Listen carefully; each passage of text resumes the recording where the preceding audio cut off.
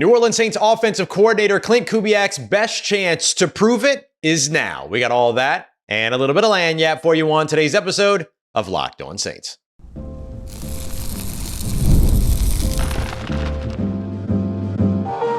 You are Locked On Saints, your daily New Orleans Saints podcast, part of the Locked On Podcast Network, your team every day. What is good, Who Dat Nation and Who Dat family? I am your host, your friend Ross Jackson, New Orleans native, your New Orleans Saints expert and credentialed member of the media covering those New Orleans Saints as the Saints beat writer over at LouisianaSports.net and Saints analyst with WWL TV. And on today's episode of Locked On Saints, we're going to be taking a look at Chris Olave's outstanding performance that went mostly unnoticed in the Sunday loss against the Philadelphia Eagles, what he did and why it matters. We're going to break all of that down, especially when it comes to the Saints' future as they continue on throughout this season. What is the New Orleans Saints' biggest concern right now? Is it the offensive line health-wise, or does it come down to the run defense? I'll tell you why the run defense might be the bigger concern for me, but we're going to kick everything off here with a look at offensive coordinator Klint Kubiak, who has a big-time prove-it opportunity in terms of managing and navigating adversity coming up against the Atlanta Falcons. We appreciate you very much, as always, for making us your first listen of the day every day, and for being an everydayer here on the show, which is a proud part of the Locked On Podcast Network,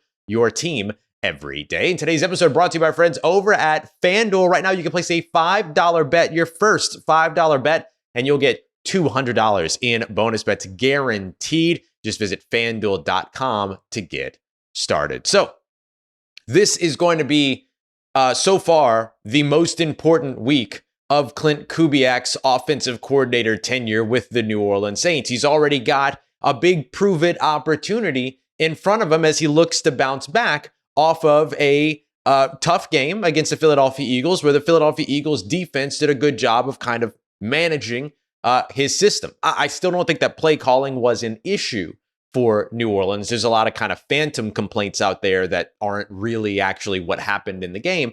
It was just that Philly had a really good plan, and when New Orleans countered, Philly had a counter for that, and things got a little tough. So now it's time for Klint Kubiak to be able to prove that he can adjust and prove that he's able to kind of manage that adversity, and that he and quarterback Derek Carr can come out on top of this conversation going into the following week. Now, I want to be clear, when I talk about Klint Kubiak proving it, it's not about proving that he's a good offensive coordinator or that he was the right hire for the New Orleans Saints or anything that's kind of foundationally already been proven like that. For me, this is more about, okay, this is the first time that you get to see Klint Kubiak in this situation to where his system had a good counter in one game. How does he then respond going into the next game? The things that you're looking to see here, though, aren't like wide swath changes to the offense. You still want to be able to run the football. You still want to be able to get Derek Carr going with play action. You still want to be able to win the game on the ground, and you still want to be able to win with good defense. The New Orleans Saints identity isn't going to change. The Saints aren't going to look at what happened against the Philadelphia Eagles and say, well, got to change everything that's been done so far this season and then start to look like a brand new or an entirely different football team. That's not going to be the case. They're going to try to stick with the exact same principles that they stuck with going up against the Philadelphia Eagles, but they're going to go up against a defense that maybe doesn't match up as well. There's a lot of people now that assume that because of the fact that the Philadelphia Eagles used that 6-1 sort of formation, or that 6-1 formation with 6 linemen down, or 6 defenders, let me say, down on the line of scrimmage, and 1 linebacker hovering over the top and cluttering up some of those possible escape angles and things like that in the zone run game, that every team that the New Orleans Saints face is simply going to do that.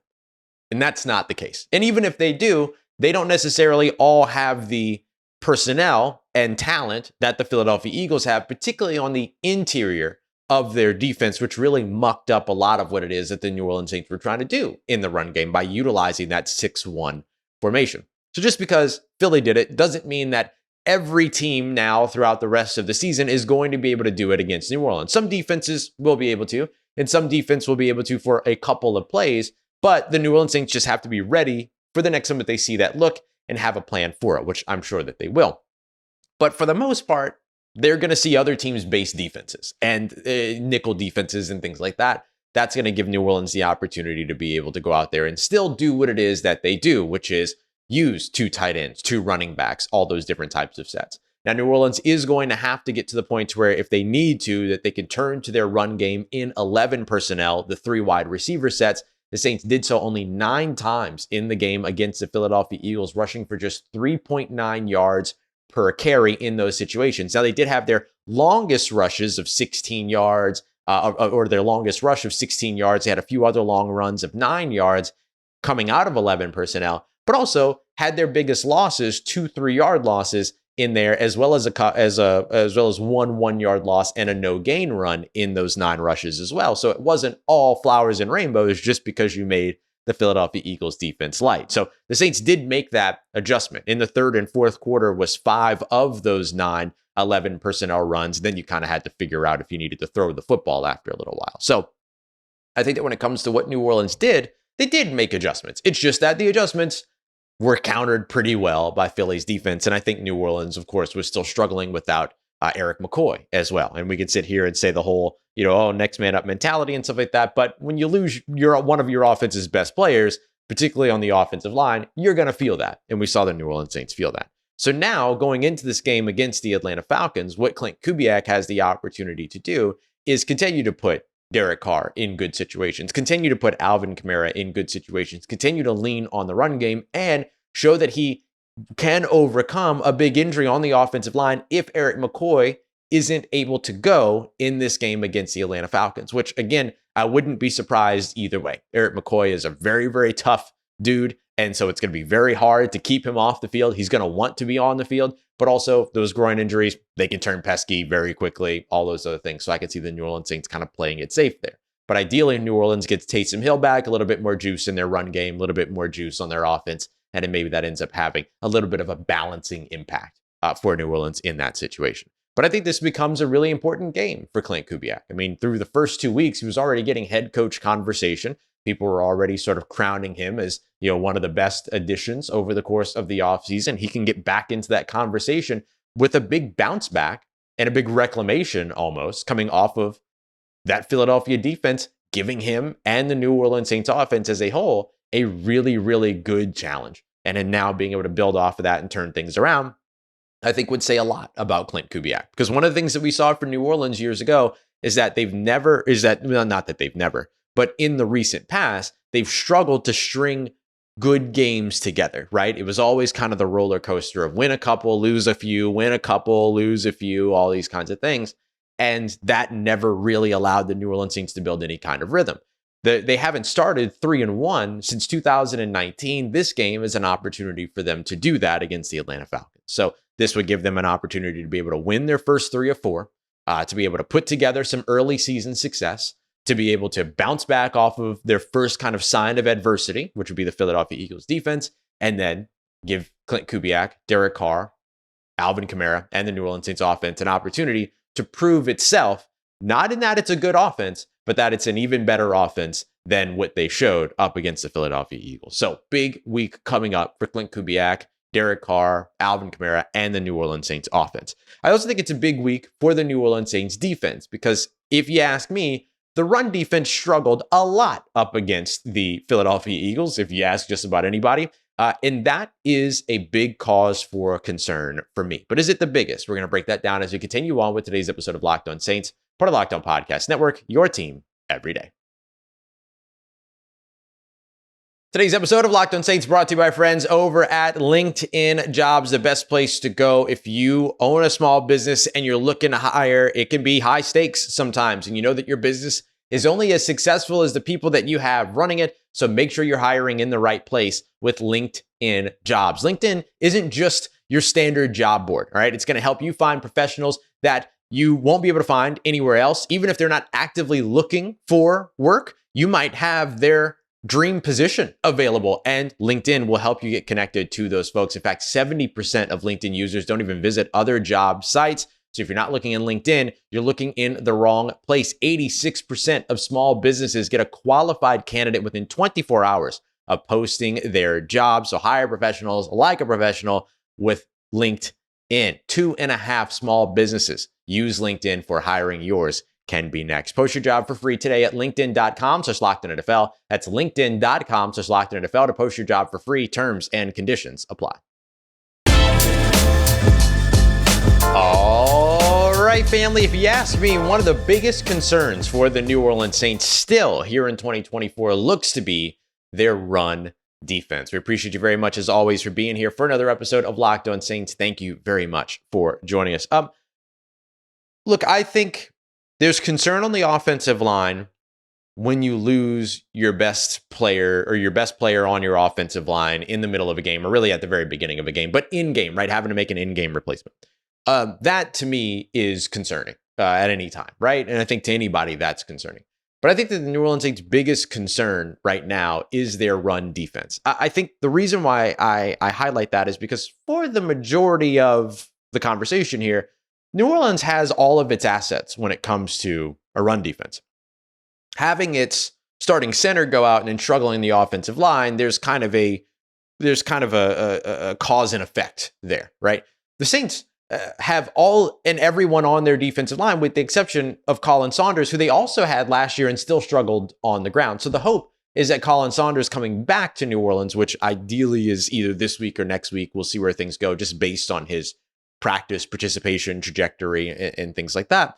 I guess what you're hoping here is that the Saints defense, run defense, gets better with Colin Saunders back in its lineup. But I think that some of the things that you saw that caused some concern for New Orleans was less about their personnel, was less about the talent in terms of run defense. It was more about kind of discipline, lane integrity, eye discipline, things like that. I mean, the big 65-yard run by Saquon Barkley, one of the things that head coach Dennis Allen laid out about it is that they didn't fill the gap the way that they needed to. They set it up correctly at first, but there was something in the stunt or the twist that they were trying to run where Pete Werner went to the outside and then Chase Young went to the inside, that somebody didn't hold a lane. So either Chase Young wasn't supposed to crash in as much, or Pete Werner wasn't supposed to get outside as much as he did. I'm not sure exactly which one that it was, but if, let's say, Pete Werner takes a tighter angle, stays tighter to the offensive line, and then there's not that gap between the tackle and tight end, Saquon Barkley has to bounce to the outside, and at least at that point, there's three cornerbacks that are over there ready to, try to make a play, including Paulson Adebo, who was kind of shadowing over a screen decoy that was going on down at the bottom of your screen if you're watching it, on broadcast. And so maybe that's what was supposed to happen. Maybe, DeMario, who was kind of caught and stuck over the middle, was supposed to swing around and fill in. Maybe Will Harris crashed on the wrong side of where he was versus where he should have been or something like that. We don't know exactly, right? Like, we can sit here on this show all day and pretend like we know exactly what the assignments are. We're not in the huddle. We don't have the playbook in our hands. We don't know. But there's a couple different things that you look at and you go, okay, so maybe it's one of those things that kind of caused him some issues. And in any case, it's an execution issue, right? Whether the angle was too wide or whether an angle was too steep in terms of crashing in. Maybe a player didn't roll around to fill, or somebody got distracted by this, that, and the other. Whatever it was, it's a concerning thing nonetheless, right? It's not about one player. It's about the entire team, right? 1/11th is what the New Orleans Saints say. And so, and I'm sure other NFL teams say that too. But I think that what I'm most sort of drawing the kind of concern around when it comes to the run defense is just the fact that it's something that has been an issue for New Orleans now for a few years. Doesn't seem to have gotten better, but we don't know. Like, over the course of the first two games, it looked like it did. But how much of that was just that teams had to abandon the run game very early? And so the Saints, who were more effective against the run in the first and second quarters against the Philadelphia Eagles than they were against them in the third and fourth quarters, especially the fourth quarter, maybe that's just what we saw, is that in those first two games against Carolina and Dallas, they were really strong against the run early and then didn't have to defend the run for a full 60 minutes, which is what the New Orleans Saints sort of struggled to do against Philadelphia. And so for me, I think that run defense right now is still the biggest concern for New Orleans. There's less of a cause and effect there because we've seen it, even with additional personnel, even with the same personnel, still struggle. And the Saints didn't make massive changes on their defensive line. They brought in Chase Young, which I think is a big shift for sure, is the biggest shift for sure. But then they added, a rookie in Christian Boyd. And that's kind of the work that they did on the defensive line, trading for John Ridgeway as well beforehand. But that didn't really seem to have much of an impact for you either. And so, I don't know, it's just, it's one of those things that is a question of, where is the struggle coming from? Is the struggle coming from the talent? Is the struggle coming from the execution? Or is the struggle coming from the or is a struggle coming from the system, right? The scheme, the approach, right? What they're teaching and everything. So it's just a lot of different places where there could be an issue. And I think that's what's most concerning for me around the run defense. Now, I'm saying this right now, reacting off of one game where we got to see the Saints run defense have to play kind of a full 60 minutes for the first time this season, which, look, they have to play a full 60 minutes no matter what. But teams had gone away from the run a little bit early when it came to Dallas, when it came to Carolina as well. So I think that those things ended up aiding them early. This could just be one game where they had a struggle. And even in their best years as a run defense, there was always a game that didn't go as well as the rest of the games. But allowing over 8 yards per carry to a back is a challenge to look at and say, not great. You know what I mean? Pretty easy to say not great there. So I'm very curious to see how the Saints improve their run defense. What they do moving forward in terms of being able to do that, and how that ends up kind of changing the complexion of some of these games. Because if the Saints don't want to get into shootouts, taking away the run game is one of the best ways to do that, because you're taking away everything that offense on the opposite side of you was trying to build things off of. But if you're in situations where they can run the football and your offense is struggling, then you've run into a bit of a brick wall. And so you got to be able to circumvent that. Now, I will say, I think that the offensive line concerns are valid as well, but there's the cause and effect. Lose Erik McCoy, offensive line struggles. Makes sense. Now, Lucas Patrick getting a full week of practice at center. If it is going to be Ole EPA, if it is going to be Nick Saldiveri, whoever ends up playing at left guard, getting a full week of practice before going up against Atlanta, I think that you'll see improved play from those players. Will it be improved enough? That's where we have to see. But once you get Erik McCoy back, you're feeling really good about where this offensive line ends up getting back to, right? His ability to be able to diagnose, to help to set everything up, to anchor, do all the things that it is that he does on that offensive line, plus execute, right? Plus play, I think gives you everything that you need back on that offensive line. So we'll see where things go there. But ideally, even if Erik McCoy is not available to go up against the Atlanta Falcons, Lucas Patrick and whoever plays at left guard are going to be in a better situation in terms of better preparedness than they were being thrown into new position, or not new position, but a different position for Lucas Patrick that he probably practiced for all week. And then, of course, Ole EPA having to come in cold as well. I think that those are things that, maybe get better with a week of practice there. So I could see that getting better. And maybe the same thing happens with the run defense with the return of Colin Saunders. I'm excited for Colin Saunders to be back on the field, whether it's week 4, week 5, week 6, whenever it is that he makes it back. But with his practice participation ticking up last week 4 looks like a real possibility, but we'll see what happens tomorrow, Thursday, Friday in terms of practice. But I think that he will have a pretty major impact on what the New Orleans Saints defensive line is able to do. But I'm curious about how the run defense continues to perform. And they've got a big test up against Atlanta, a team that almost most assuredly will challenge them in the run game. I mean, for a little while, they were rushing for over 200 yards each time that they met the Saints. So something to watch for in this one. And now they've got a really good back in his, with more years of experience ready to go in Bijan Robinson. So it'll be very interesting to see how the Saints counter the run game in Atlanta. All right, coming up next, Chris Olave had a phenomenal day. And unfortunately, it's just been overshadowed by the loss. Let me tell you all about it as we continue on and wrap up today's episode of Locked On Saints, part of Locked On Podcast Network, your team every day.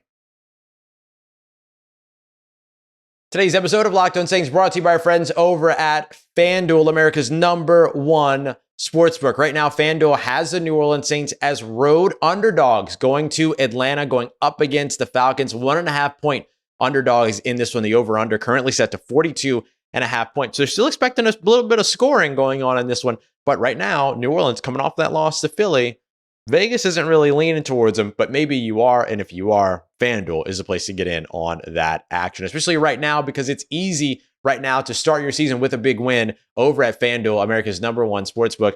So when you get a hunch, head on over to FanDuel, same place where you place all your bets. You're also going to be able to see stats. You're going to be able to view live play-by-play and so much more, including live betting as well. So you can get in and stay in on even more action as the tide of games change. Things like that. I love live betting. It is a lot of fun. So look, you'll get started with a $200 deposit in bonus bets guaranteed when you place your first $5 bet. That's for new customers over at FanDuel.com. Let's get it, Who Dat Nation. One of the most unfortunate things about the loss to the Philadelphia Eagles is how much we're not talking about Chris Olave's stellar performance. Targeted 6 times in this game, caught 6 passes for 86 yards and a wide open touchdown, and was excellent all day. 5 of his 6 catches went for first downs, 3 of those coming on 3rd and long situations. Chris Olave was clutch throughout this game, and it's unfortunate that the Saints lost it because we're not able, it kind of overshadowed it in terms of our ability to look at it, our ability to kind of talk through it. Now, I mentioned over on Second and Saints that he and Alvin Kamara are the 2 guys for me on the offensive side that get game balls. They both still had solid games despite how well Philly's defense countered them. The pass rush and the duress that Derek Carr was under, he still found ways to get the ball to Chris Olave. And really, Derek Carr found really good opportunities to get the ball to his players. It's just that you had Rashid Shaheed struggle to make some catches. Shaheed straight up said after the game, I got to catch those and everything. And so he put a lot of accountability on himself for not coming down with the football on a couple of opportunities down the sidelines. But I think that, you're going to see all that kind of rebound up against the Atlanta Falcons, because looking at the tape and seeing what kind of game Klint Kubiak still called and what kept the New Orleans Saints from being able to take advantage of it. There's plays where Chris Olave is running across the middle of the field wide open, and Derek Carr just simply doesn't have time, as the interior of the offensive line was constantly bullied all throughout the game and blown through all throughout the game. And so that immediate pressure caused a lot of those sort of more check down passes and things like that, moving on to different reads, everything.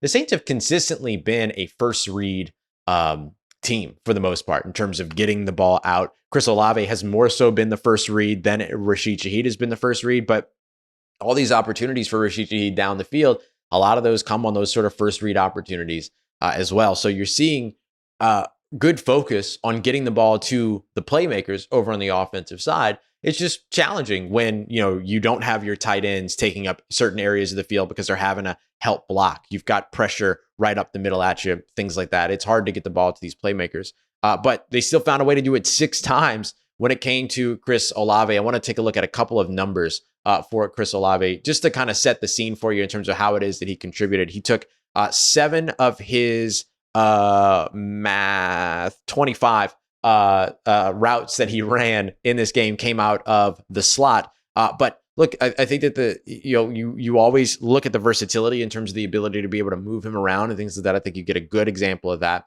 When it came to yards per route run, he came in at 3.44 for all wide receivers across the NFL that were targeted more than 4 times, which is 58 different receivers. He's number 4 within that group with that statistic and with that. So just constantly being able to produce while running these routes and being out there. Derek Carr had a perfect 158.3 passer rating, one of 3 wide receivers that provided that in terms of targeted receivers for their quarterback. The only others were Calvin Austin III, and then Juwan Jennings with San Francisco. Calvin Austin, of course, with the Pittsburgh Steelers. So those are some kind of basic numbers for you, but I'm going to tell you my favorite number. So receiving EPA, which is something that you can get from like NFL Pro and all these other things now, basically takes a player's performance and gives you a value on that player performance by converting or translating their yardage, touchdowns, their production for the day into points added for the team. And according to NFL Pro, which is basically powered by Next Gen Stats, 11.6 was Chris Olave's receiving EPA. So contributing nearly 2 touchdowns worth of scoring in terms of his production.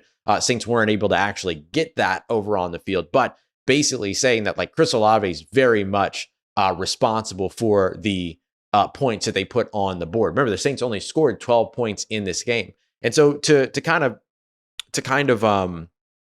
what's the word I'm looking for? Contextualize this a little bit more.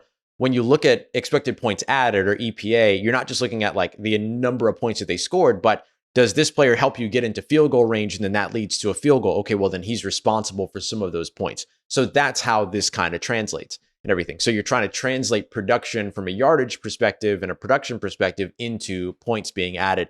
He was number 2 in the NFL with his plus 11.6 receiving EPA. So really, really solid contributions from Chris Olave all throughout this game, getting wide open on that touchdown. And it's a good route, right? It's a good play call, of course, with the 2 outside slants, keeping those 2 outside corners kind of pinned down while he runs his corner route from the slot. And he ends up, we actually broke this down on the, for the insider group. So if you want film studies, I've already done like 4 film studies from this game.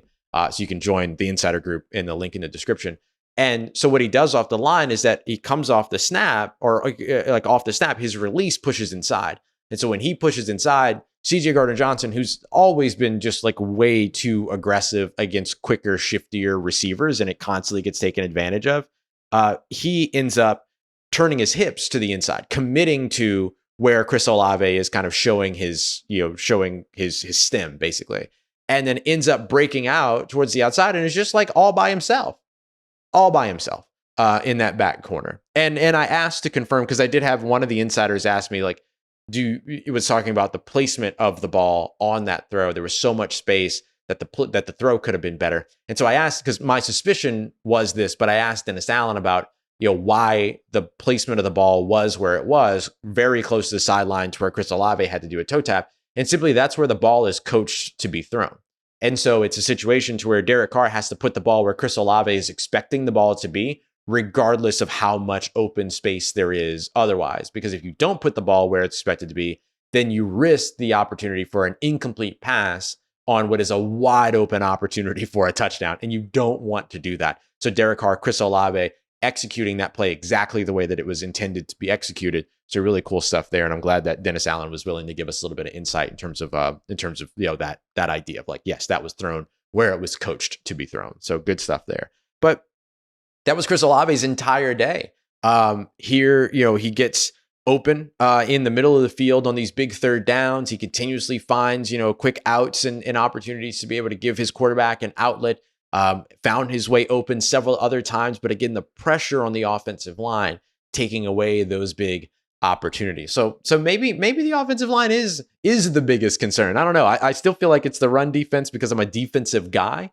But maybe you might look at it and say, no, Ross, it's definitely the offensive line, because look at the opportunities that were missed because of it. But just an excellent game from Chris Olave, who did everything he needed to do, contributing as a blocker, ran good routes, got open, caught big passes, helped to convert big third down, scored a touchdown, just kind of did everything that you're looking for from a guy that's supposed to be your number one receiver. And I think oftentimes the number one receiver moniker is one that's used to describe a certain style of receiver, a possession receiver and things like that. When really it's just about, are you the number one option in the passing game? Chris Olave is the number one option in the passing game, and he played like it on Sunday against the Philadelphia Eagles. I think it's a good start a good boost for his season start. Now 2 games in a row over 80 receiving yards and continuing to pile on, should get some opportunities against what should be a pretty zone heavy approach by the Atlanta Falcons. All right.